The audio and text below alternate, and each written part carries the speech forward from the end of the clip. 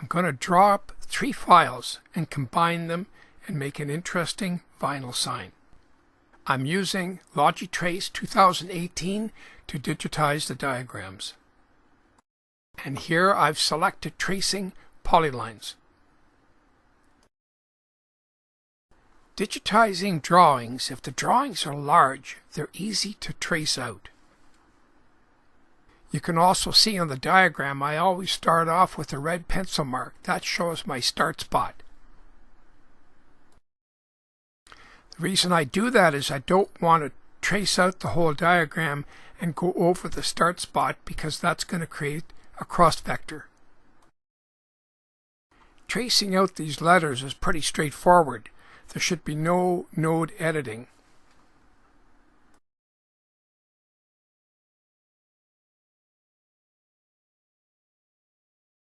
When you select tracing with polylines, you don't quit tracing until you come right back to that red mark and close up the vector by telling the program that you're finished, and the program closes it up.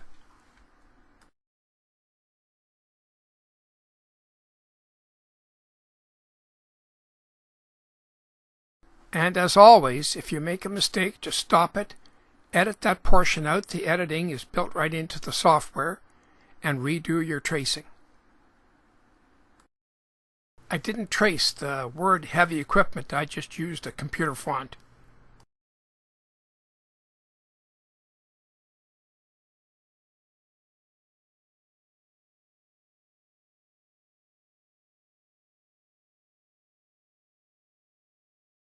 Here I'm tracing the internal parts, the O and the space, the small space and the 2 L's.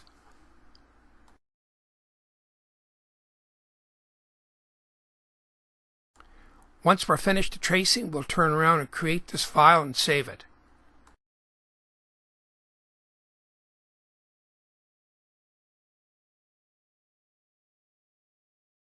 Here I'm tracing out the C, and again you can see where I put that red mark.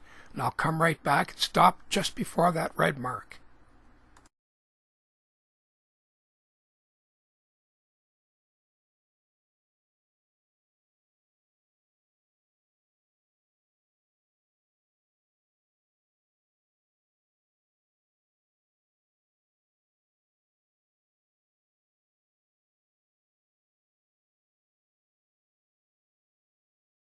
I like to load in my finished file into Vectric Aspire 10.0, check the vectors, run it through the simulator. Here I've taken that finished file and I've loaded it into the vinyl cutter.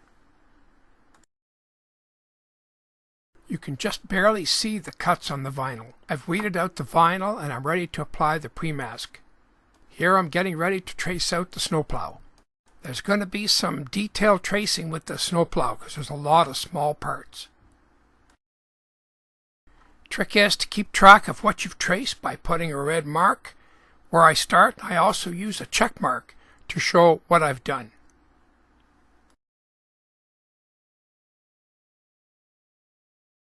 Also, the bigger the diagram, it's easier to trace, especially when there's a lot of small parts.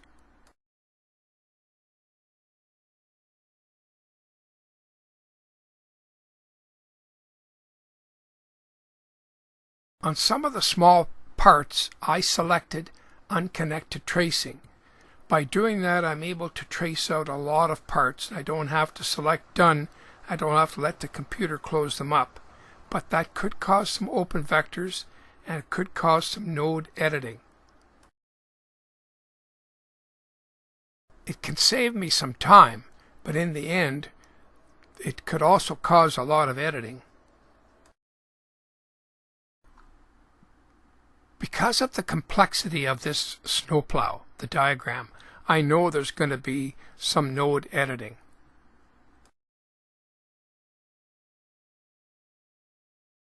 What you're seeing here is the perimeter draw of the whole snowplow, which is relatively easy. It's when you start to trace out the small individual parts, that's where you have to be careful.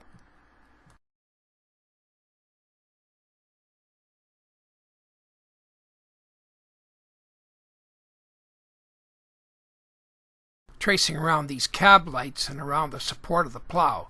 These are small parts.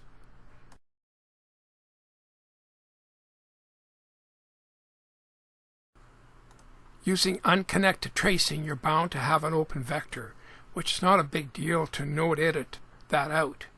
And I like to use unconnected tracing for a lot of small parts because it saves me going back to the computer for each part and closing it up. This way I can do 5 or 6 parts and just leave it. Doing a diagram like this with such detail, it becomes a real challenge, but it's enjoyable because it turned out very well.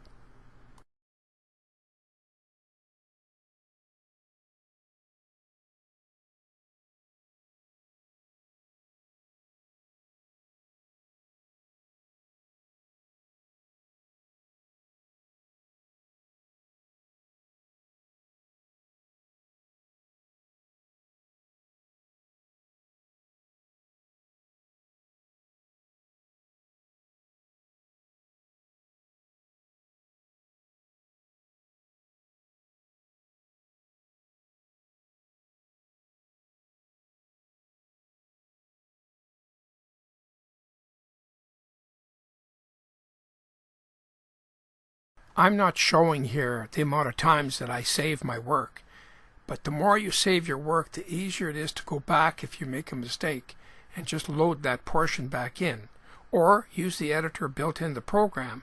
The editor built into the program can toggle out quite a section and delete it, so you're better off to save your work frequently.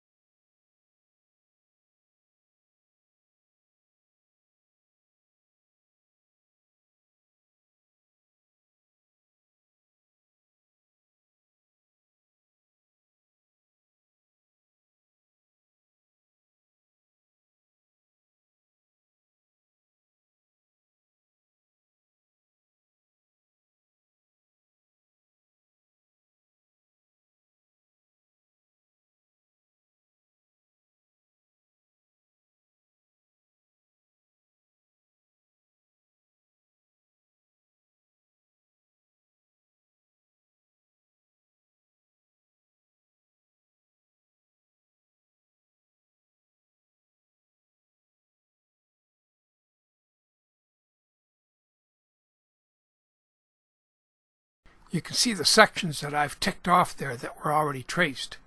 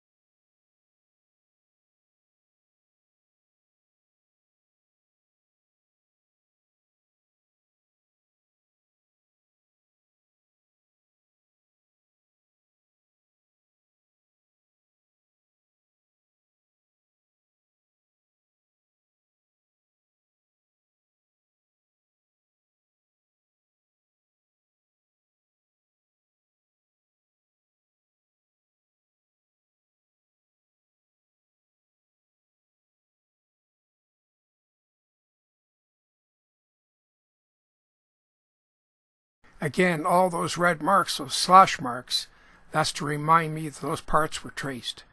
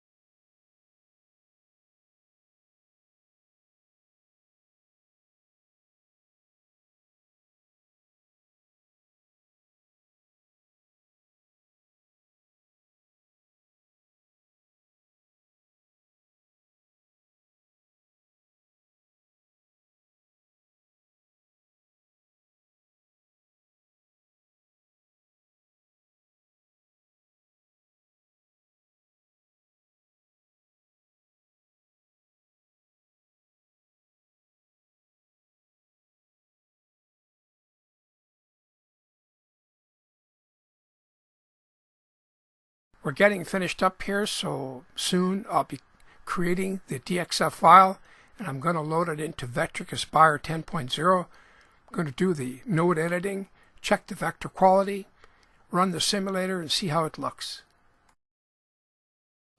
Using the vinyl cutter, Vectric Aspire 10.0 does not create a toolpath. I'm just using it for the node editing and to run the simulator. This is how the plow looks in the simulator. Once I'm happy with the file, I'll load that DXF file into the vinyl cutter and cut it out. That small white triangle you see on the right-hand corner, that's a test cut to make sure that your vinyl will come off the backing. You could apply more force to the cutter head.